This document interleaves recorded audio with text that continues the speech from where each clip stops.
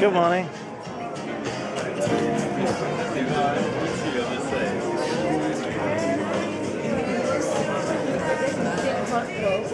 Good morning, ladies and gentlemen. Please kindly take your seats. We intend to begin in 2 minutes' time. Thank you. Bob, you want all us to be there? Very good morning. Just for those of you who don't know who I am, I'm the editor and publisher of Commercial Risk Europe, Commercial Risk Africa, based over in Europe. We're doing more and more in Asia, so it's great to be here. Known Frank for a long time, so very impressed to see such a big group of you gathered here for the first PARIMA conference. And thank you so much for inviting me to help make this a success. I'll do my best. Now my job is to make sure we stick to schedule, everything happens as it should do, and we engage in a positive and a lively debate today. That's going to need your full support. We have roving microphones, so please do get involved in discussion and debate as we go.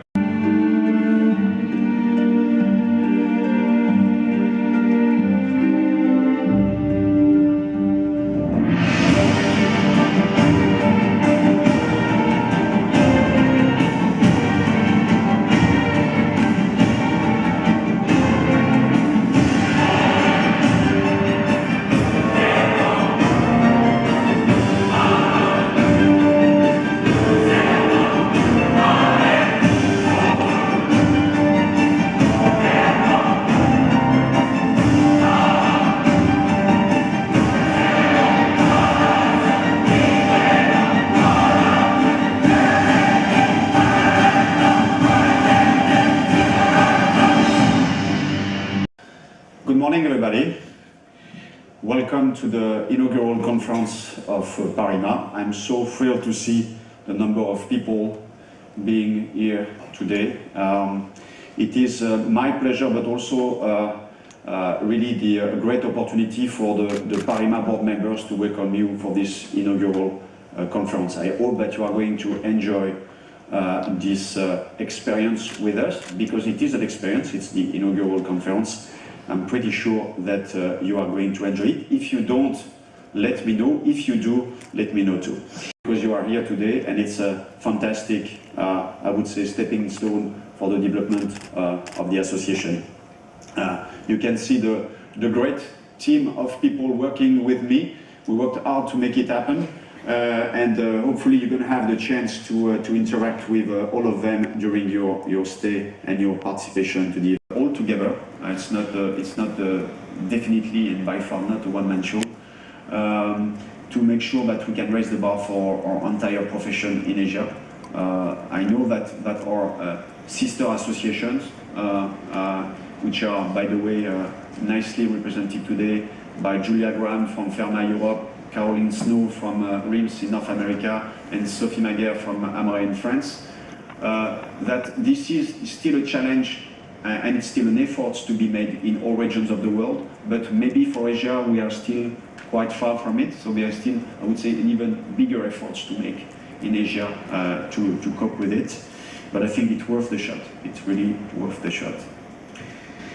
So to conclude, I think much remains to be done to develop risk management in Asia, but there is a strong momentum.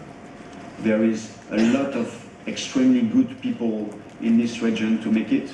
We are very strongly supported by the insurance industry and by a few authorities and stakeholders to make it.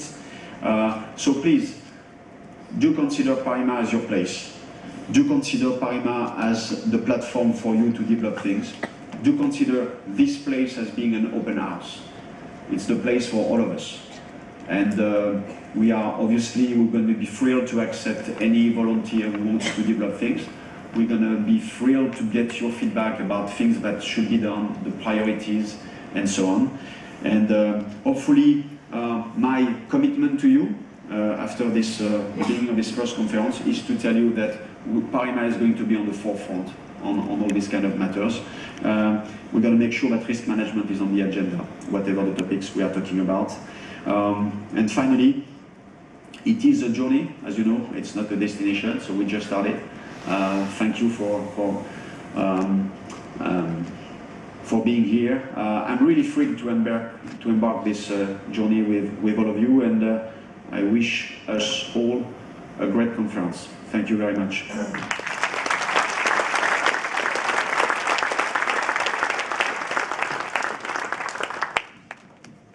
Well done, Frank. Very interesting and totally reflective book. Andrew and Scott from AIG, and having a bit of fun and small chat, and I discovered the world's most dangerous job. Does anyone here know what that is? No, it's not that of a Mount Everest climber. It's actually the job of the President of the United States. If you look at the metric of the number of people who have been killed through malicious action, that's the most dangerous job in the world. Thankfully for all of us, there's only one of those jobs. So today, for a short while, I'm going to be talking about risk, because I think all of us here share something in common. We manage risk for a living. And professional mountaineers and mountaineers are no different. I was a professional mountaineer for about 3 years, but I have been climbing for about 25 years. So for the next 40 minutes or so, I'll be sharing with you some of the success principles that I think may be relevant to you as a leader, or if you're just simply a member of a team. Most of the time, you don't get paid. In fact, you pay for the privilege sometimes. You freeze your butt off. You're away from home for weeks at a time. It's very uncomfortable, where you sleep, how you eat. But does it excite you when you think about it if you're a mountaineer? It does. So if you ask me why I climb, there's something in me, and maybe there's something in you, that wants to know what you're capable of. And you won't know the limit of that until you fail. And I think that's the interesting dynamic that I'll be sharing today. There's that fine line there which requires some prudent risk to keep pushing forward. If you push that line too far forward, systems fail, people fail, you get your butt kicked, people get hurt sometimes. So managing that dynamic is a very interesting challenge. And I'll perhaps draw very briefly into what are some of that dynamic that actually help you succeed. So, as an extension of that question, why do you do what you do? Every morning you wake up, you wash up, you put in your clothes. What's the emotional relationship you have at that moment with your goal of the day? I think that's a very important question to ask in almost any job that you do. And changing and adapting. And then of course at the same time, managing the kind of risk to the body and soul. Not to mention the reputation risk, reputation equity of this entity called the first Singapore Everest expedition. One misstep, one failure, and all the official and sponsor support could have been withdrawn from our expedition. So I carried the can for that. So the third point I think is very important is that in any organization, how do you create a winning culture? It boils down to about 4 things, I think. One is the environment. I talked about that. The second one is SOBs. You know what SOBs are? You know what SOBs are? I know that most of you, you're smiling, I know what you're thinking, right? That's not that. SOBs are from the coaching world, which I exist, and SOBs stand for specific observable behaviors. That means that in order for people to get along, and rather people to get on together and achieve a task as a team or a group or a pair, think about this. What are the specific, meaning they can be identified? Observable, that means we can see it. And behaviors, that means it is not an intention, promise, or part of that personality. What are specific observable behaviors that an individual needs to express in a team effort or as an individual effort in order to get the goal? Absolutely fascinating.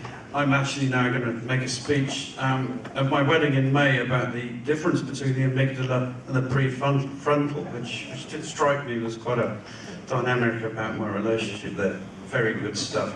Okay, now we're behind time, so please straight over to the PARIMA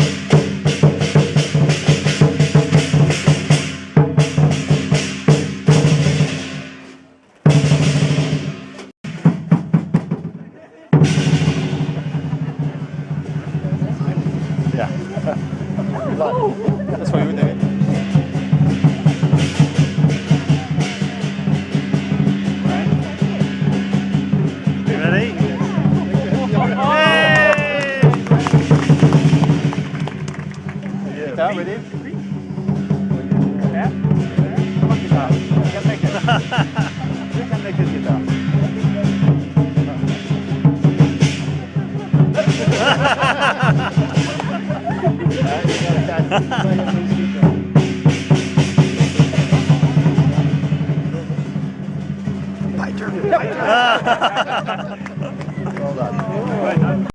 and gentlemen, the launch of PARIMA.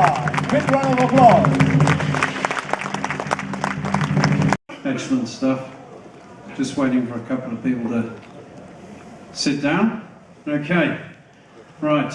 Okay, we're a little bit behind time, so I'm not going to muck about. Now we've got a couple of very interesting presentations for your key partners in the risk transfer business. First up, we have an insurer's perspective on risk management in Asia. Quite a broad-ranging topic, but I'm sure we're going to get some very interesting views from Mr. Mike Smith, who's Chief Operating Officer of Global Commercial Insurance at AIG Property and Casualty. Mike, will hand over to you.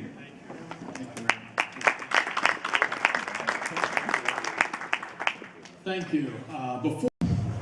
Hello to all of you in Singapore. I wish I could experience the inaugural PARIMA conference with you. It's an honor to be a platinum sponsor of your first annual conference, an event we consider a terrific achievement. I want to congratulate you for successfully establishing this crucial association. 2 years ago, when we learned that you were developing the first risk management association of its kind in Asia, we were immediately on board. We're proud to have served you while encouraging others to join. On behalf of AIG, I wish you all the best moving forward. Resolve issues is important for all of us. It makes you a better insurer from a carrier's perspective, but most importantly, it helps you mitigate and make your business successful.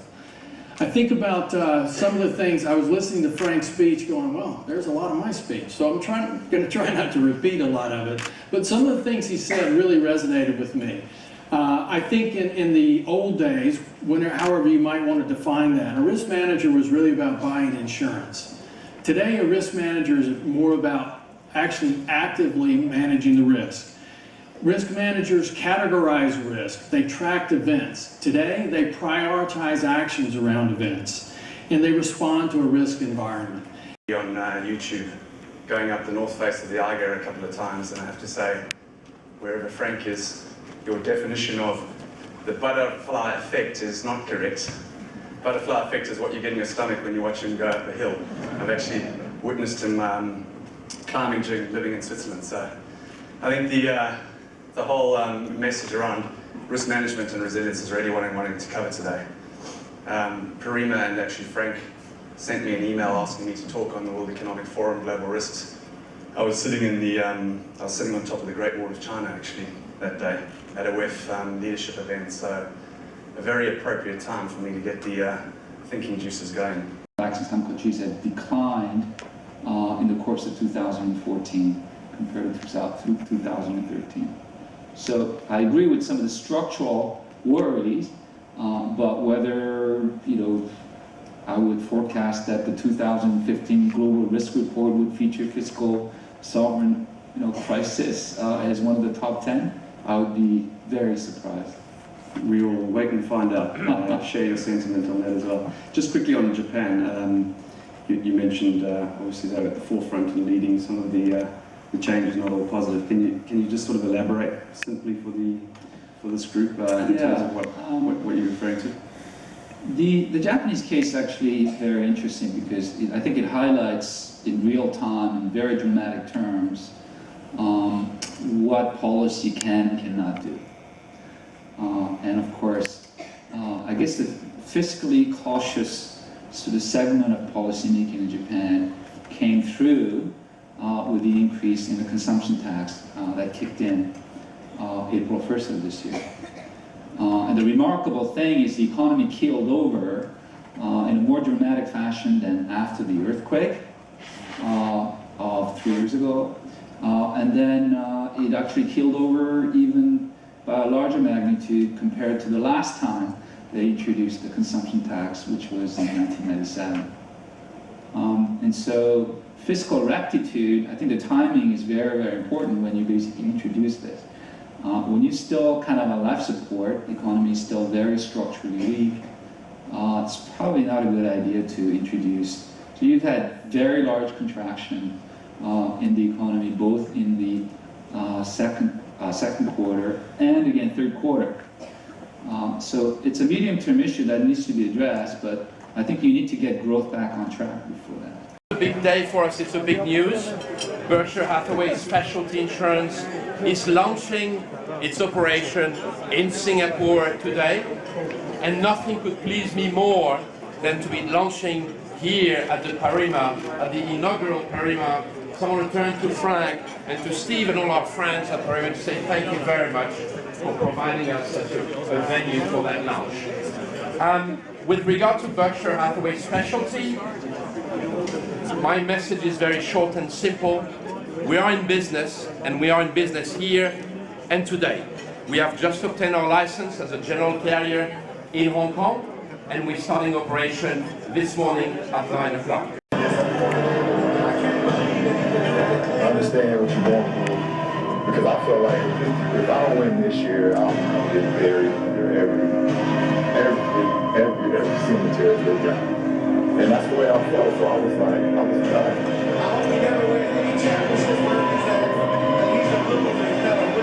If I was around, I might have some guys standing in my end. Do I have to see with it? Yeah, I'll go with Keith.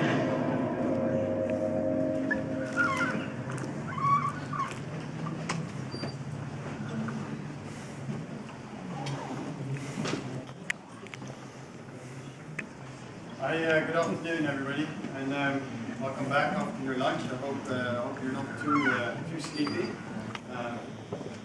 Otherwise, I'll just point out to you, and I'll help you participate within the session. Do I need this, or can you hear me without? Normally is, I've got a stinking cold. Don't get too close to me, please. If my voice fades out halfway through, I apologise, and I will swiftly pass over to my co-presenter, who didn't know that. So, I will say, and I'll reiterate, that Chuck has stood in absolutely at the last minute because he's perfect risk management. We had somebody ready to come in. Jan Mumental from IFC contacted us on Saturday evening, unable to leave Manila because of the typhoon Hagibit. I'm going to speak to you mostly on extreme weather. My background, my work is in extreme catastrophe events, so I will touch on non-weather events. Then we have Mike Davis, which is the chief underwriter for Marine Asia Pacific for Excel. Then we have Richard Green, the broker representative today. So Richard has a long title, so he's managing director, head of finance risk products, head of Marsh Analytics, and head of risk management Asia. He's a very busy guy, but still available for us today. And at the end, we have John Edwinton, with a French accent, sorry, from Talbot. Talbot is a syndicate of Lloyd's, and is the CEO of Talbot for Singapore. So I was saying we had this subject, what we're going to talk about. So we have decided to share with you three key points that I can apply to my half marathon. The first one is what might be my key trends and my pace for the coming marathons, because I have been very long yesterday, and I was thinking, what might be the evolutions for my next marathon or full marathon, because I would like to run a full marathon for my 42. Implicitly or explicitly part of every fundamental management process. Some people do it in an organized manner, some people do it in an inorganized manner, but it's still a part of every management discussion. But with the cost of things going up now, both in terms of reputation or in terms of financial terms, a good risk management practice can be a definitive competitive advantage, which more and more boards are now agreeing upon. What I'm going to do in the next 10 minutes is to share with you how we go about doing it. I don't claim this is the way we do it, whether we do it right. I just want to share how we do it, or at least how we've tried doing that. I've already introduced myself. I work for Eastspring Investments. This is the asset management arm for Prudential PLC. We are the biggest onshore asset managers in Asia, managing $120 billion, and we are present across 10 markets in Asia and in Europe and US. What's risk? Before jumping into enterprise risk management, I want to spend a few minutes on what's risk as for me. And we've been discussing risk all this while since morning, so I thought, let's discuss football. This has been a football World Cup year. I couldn't escape that. Goldman Sachs is the most profitable financial services firm on Wall Street. How many of you know that Goldman Sachs before the World Cup came up with a study on predicting the outcome of the World Cup? Oh yes. For everybody else's reference, one of the smartest brains on Wall Street studied 14,000 matches since 1960. You use tools like Monte Carlo simulation, stochastic modeling, what else, and trying to predict home advantage, everything else, trying to predict what's the result of each football match and who will be the ultimate winner. The smartest guys, the best paid guys on Wall Street. What was the result? They predicted that Brazil had overwhelmingly high chance of winning the World Cup, as high as 48.5%. As an insurer, I mean, we should reach out to each other, talk to each other, have joint targets, have good meetings, have a beer from time to time or a coffee, and really get together and grow stronger as a society. And PARIMA is great for that. So quickly now. Organize open forums to foster knowledge sharing. Yeah. I mean, that's what we do right here. And ensuring consistency in managing the insurance cycle, yeah, we need to manage that the market will continue to be soft. But no, again, I wanted to throw in some general observations from my side, but I'm really actually, with the role of the players, there's still a lot of margin for development, but positive margin for development, and we can only win if we improve. Yes, thank you, Oliven. It's a good transition for the next point because PLC, there is a very significant volume of premium that is handled today by people who may not have really the risk financing, let's say, expertise to handle it within HR. Even group and band people are usually very good at managing how do we want to structure the benefits towards employees, but they are not usually very good at running it in terms of risk financing, how to handle the transaction with insurers and the brokers, and how to structure it in terms of insurance, I would say. For both the insured and the insurer is mitigated, not eliminated. And then from a tax side of things, some insurers on liability policies will give you a tax warranty clause. Yes, there might be some negotiations to be done, so that any income tax delta that might be incurred by the group could also be compensated by the insurer. So insurance industry has moved over the last 10 years to address not only their concerns, but the client's concerns as well. The majority of losses are actually preventable, and we can actually do something to address very specific risks, and these are actually pointed out by FM Global because of their own experience drawn from research and experience across different power generation plants in different parts of the world. So with these recommendations, we were able to improve our risk for this very specific risk. Well, on top of all these specific risks, I must say that personally for myself, there have been actually a couple of gains from going with FM Global over the last few years, and actually primarily because we gained a much better understanding of our own risk. And because we have a better understanding, we know what we want to do to improve the risk. Traits is also important to make a wholesome risk manager or a Superman risk manager, as you say. Can I comment firstly? I think it's super person or iron person. Okay, well actually, to be honest, to share with you personally from my experience, right? I think technical knowledge, qualification, certification is important, but it's 50% of the skill set. Honestly, it's the interpersonal skills, right? So if the only way to judge if your risk manager is good is to touch the seat. If it's hot, then he or she is not doing his work or her work, right? Risk managers have to move around. Your stakeholders are your friends. Talk to them. Have coffee talks. Your interpersonal skills are important. You have to know what's going on in your organization. If you're the last to know, I'm afraid that's no good. 2 decades teaching people ranging from adults, continuing education, to recently I've been teaching young children.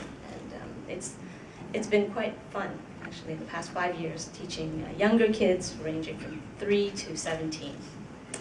So I went, my scholarly self, I said, okay, I'm going to go on the internet and have a look at what is the definition of empowerment.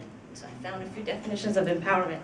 Empowerment is the process of enhancing the capacity of individuals or groups. Simple, but not too simple. And that was probably Warren Buffett or Steve Jobs. And I'm not very good at accreditations, but I'm fairly sure they probably stole it from Confucius or Sun Tzu anyway at some stage in the past. These are some very simple reasons that you'll see a lot of the time. Why does the board have to be involved in risk management? Why is it important to risk management? It's good to position yourself around these. I particularly like the raising capital and stabilising risk financing costs. It's good news. It's going to be good news. So we see that. We've seen a good indication from Monte Carlo about where reinsurance rates are heading. So that's only good news for December, January, and the first half of 2015 for clients.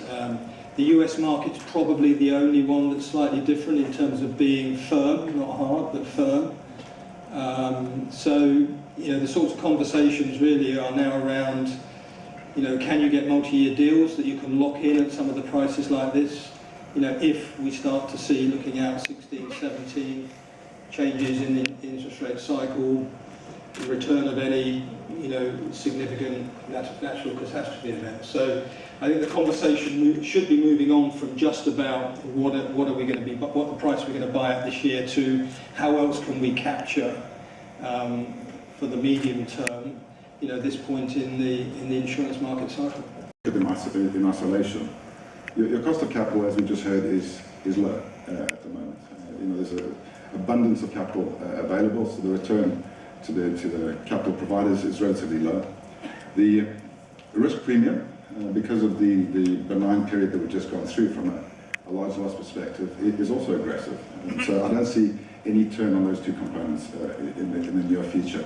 The other components are largely addressable. I mean, your acquisition costs, so you can change the direction of your channel. Your administration expenses, you can become more efficient. You can run to more narrow profit margins as an underwriter. You see health insurers running to profit margins of about 2%. So really, those are the controllable internal factors. The external factors, your cost of capital, your risk premium, are not within the underwriter's control. And obviously, should those two components change, you might see a more aggressive hardening in the market. Coverage is much more tempered. So I would have thought no threat for Lloyd's anyway for London. We are an extension of London anyway, everywhere around the world. 75 licenses. You can access us through about 200 different countries, and it's all one Lloyd's paper, one Lloyd's security. So for us, it's about distribution. So Asia, of course, we're pro-Asia, and as much as this particular program could be put through Asia, it's all good for us. Risk and insurance, an industry that is suffering from a diversity deficit. To dwell further into this issue, so I'm going to kickstart the debate by looking at some research. A study by KPMG indicates that men comprise 82% of executive management positions and board level positions, and that they are 4 times more likely than a woman to get these roles. So just looking back at your careers, were there any barriers that you came across, and do these barriers still exist for women today? Julia, if I start off with you. First senior management roles in an insurance company, and I was put forward for a senior management development program, which was very nice indeed, a year in Siant in France. And I couldn't understand why I kept getting put back in the list of people who would attend. And then years later, I worked for a very interesting guy who gave me my star file one day and said, tidy that up for me. And it was literally a pile of paper in the bottom of his wardrobe. And when I tidied it up, I found on it an email from my boss at the time of me being put forward for the course, telling the HR manager, who was one of his male friends, that it would be a complete waste of time and money putting a woman on a development course, and how could he block it? Now, two big mistakes, he put it in writing. And the second big mistake was that I found it. How did I get over that barrier? I was a pain in the neck, actually. I wouldn't take no for an answer. And I would imagine most people who know me find that really surprising. So I just kept pushing at the door until eventually they got bored of me pushing and let me through. The other main barrier, because I think it's very relevant for one of the later questions too, was when I went on maternity leave with my first daughter. I've got two daughters. Against the law, actually, even then, my job was given to somebody else. So when I came back to work, I was offered a more junior position. There's a bit of a theme coming out here. And I said, no, I'm not accepting a lower position. And you, by the way, because I knew the facts, are not permitted to do that. Because personally, I was rather fortunate because I had a very strong, supportive bosses right from the day when I was, still a greenhorn, you can call it. Yeah, so I'm not too sure why, they were perhaps monitoring me over the years, but I guess because you tend to demonstrate passion in what you do, yeah, and that in itself, they provided you the support throughout. So I do not, as such, face such barriers throughout my career in Petronas, yeah, because I joined Petronas at a very early age, yeah, because I was only working with one other company before for a very short period after I left college, an insurance company for 7 months, and I've joined Petronas since. So basically, I was with the company at a very early stage when the company was only about 5 years old, yeah. So basically, there were no, shall I say, expertise at that point in time in oil and gas in Malaysia in particular. So basically, because we were sort of evolving together with the growth of the industry, and my bosses throughout has always been there to support, and and that's the reason why I'm here today with Petronas until where from the day I first started 30-odd years ago. Yeah. But the key things I have, or the key challenge I have is when a person will give you a job, he has high expectation of you. So it's meeting the demand that is actually my barrier, in the sense I wear two hats, a hat as a staff to the company and the other hat as a mother to your child. So you have the balance between the two. So you're talking about we as lady, how we move up the career, you have to actually balance between the family life as well as the work life. So that's actually the holdback, and that's actually the challenge to we as a lady. So that's a decision that we as a lady have to make. What comes first? Is it? That's a really interesting point about family life balance. In fact, I came across a very interesting myth, and I put this in quotation marks, so we'll demystify that myth. And again, this comes from the KPMG report. And what the report suggests is that the myth is child rearing stops women from getting these top level positions. Is that really the case, Julia? I think my mother-in-law was a bigger barrier than because once I had children, she thought I shouldn't go to work. So there's a generational thing in there, because I certainly don't feel that way about my daughters. So that's a sort of quip about it. But in the research and some other papers I've read, there's a really nice analogy that's used, that having children and a career, it's a bit like having a pit stop in a Formula One Grand Prix race. It slows you down a bit, but actually what seems to happen is that after being slowed down a bit, women then go on and catch up. The reason it takes them a long time to catch up is that that same research shows that women change jobs less than men do. So we have two extremes here: people who change jobs very little, and people who've changed jobs a lot, but it seems to infer that women do it a bit less. So I don't think there is any sort of magic formula, but don't you find the expression that people use when you have children, you're having it all, is a very negative thing. So if you want to go to work and you want to have a career and you want to have a family, certainly in Europe the expression often used is you want it all. Yeah, I do actually. I do want it all, and why not? So be a role model. But I do think there is this generational issue which is very different today than it perhaps was when I was younger. I think women absolutely have the drive and the ability and the competence to get to the top. But I do acknowledge there are some differences. And I think one of the things that happen is and I heard a legend in insurance talk about this when I was in Bermuda last year. There's a study around special projects. When there are special projects that corporations have, women are rarely appointed to special projects. And maybe it's a high-risk project, but the people who are appointed, generally men, it generally leads to a promotion. So I think, that's kind of a barrier.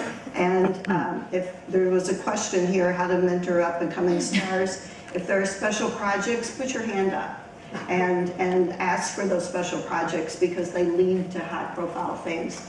The other thing I would say that's happened to women is women have not benefited, older women, middle-aged women, as much as young women do from organized sports. In organized sports, you learn how to play on a team, you learn how to compete, and you learn to do it in a non-combative kind of way. So I think, if you have a daughter that you want to do well in life, get her involved in organized sports, because I think it's a great way for women to learn to compete and to do well. And I think, maybe women were raised with different expectations, but I don't think it's a lack of drive, and I don't think it's a lack of ability for women. I think women genuinely want to get to the top, and I think they have the drive to do that. Thing about fund management industry. So then I read a thing, not really, we need to get a certification on the industry, but rather we learn on the job. And at the end, I reword that's like we look at a consistent or holistic approach on an event framework, because we are risk manager. And at the end of the day, even like you move on or you move to another industry, you still can be a risk manager in another industry at the end. So industry knowledge more important than certification? I think they're both important. As I said, I was a risk manager for an insurance company, and then I was a risk manager for a law firm. I didn't qualify to become a lawyer when I joined the law firm, but I spent an enormous amount of time understanding the law, understanding how law firms worked, learning the language, and probably most of my partners now think I'm a lawyer, actually, because I did a lot of homework. And I sort of read that there's nothing wrong in having specialism if that's what your sector thinks it should have. So I would say 60% of what I did in the insurance company was transferable, but the other 40% was not. And I had to learn different language, different ways. Certainly a partnership was incredibly different to working for a corporation. Very different financing model, so I had to learn that as well. But as I said, most of my team are actually qualified lawyers, because in insurance, we're often dealing with litigation, and I want a lawyer doing that in a law firm. I don't want someone who's a generalist, I'm afraid, dealing with litigation against legal issues like that. I'm going to look for legally qualified people. But my operational risk manager is not a lawyer, and my compliance officer is a management accountant, an auditor. So they're not all lawyers, but they've got different professional backgrounds, but they're all risk managers. So we have to be generalists in our knowledge of how the business operates. We have to be professionals in our risk management skills. Is there a response from anyone on the panel? Probably general agreement. Yeah. So, yeah. And on the subject of professionalism and certification, how will certification shape the future of risk management? And is it something that's really needed if industry knowledge is the focus, is what will get you in further in the role? Caroline? I think I think certification is looked at differently in different areas of the world. In the US, it's really not a big topic right now. US risk managers typically have an ARM, which is an associate risk management, or a CPCU, which is a chartered property casualty underwriter, and maybe a risk fellow, which Canadian risk managers have more than maybe other North American ones.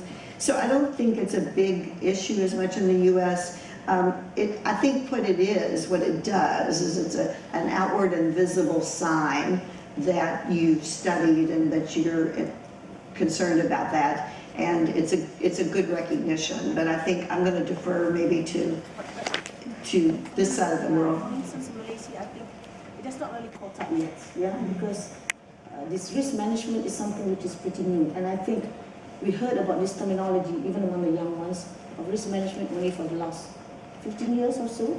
So prior to that, this term risk management is not really being thought of, hence, the job as a risk manager for that matter. So, but I think the universities, there are 1 or 2 universities that are slowly sort of, promoting this particular skill or discipline in the, what you call it, in the syllabus in the education system. So there is a degree of recognition, on risk management per se. But it's just in its infancy, I should say. Let me see, when did I have my kid?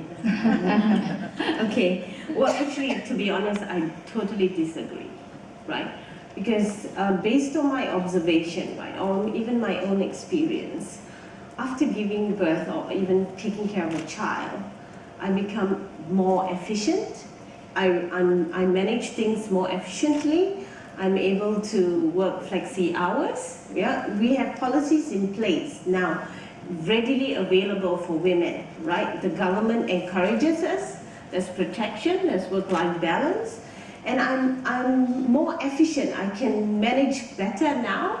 It's I feel I've grown, not only, from a career perspective, but also, interpersonal skills and tolerance level, right? And that helps the management skills when you have a team to manage, right? And I found that actually motherhood has helped me a lot in my career as opposed to not. So I don't believe that it's a gap, but in fact, it does help enhance my career.